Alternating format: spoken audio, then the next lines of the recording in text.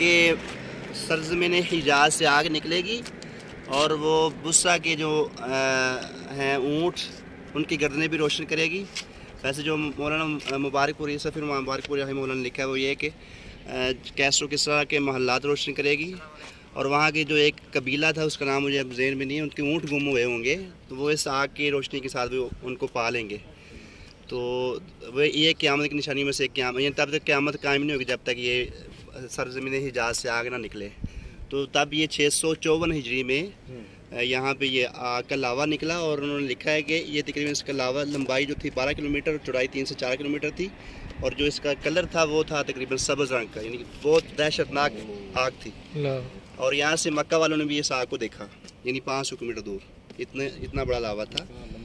और ये तकरीबन 3 माह तक चलती रही, 3 माह लगातार। और उस टाइम उन्होंने लिखा है कि ये मदीने की शान थी कि तब भी मदीना के अंदर ठंडी हवाएं चल रही थी। तो ये क़यामत की निशानी, क़यामत सुगरा में से ये जो निशानियाँ हैं उनमें से ये वाली निशानी कहा जाता है कि ये पूरी हो चुकी है। इब्न कसीर रहमहुल्लाह ने इसके मुतालिक लिखा था 654 में इसकी है। अच्छा, कटिंग कितना जेड़ा बिल्कुल स्ट्रेट है, कटिंग कितना या कुदरती नहीं हो सकती। और गालिब कसीर इमाम नबवी रहमहुल्लाह लिखते हैं कि ये बिल्कुल तस्दीक इसका बिल्कुल तस्दीक करते हुए ये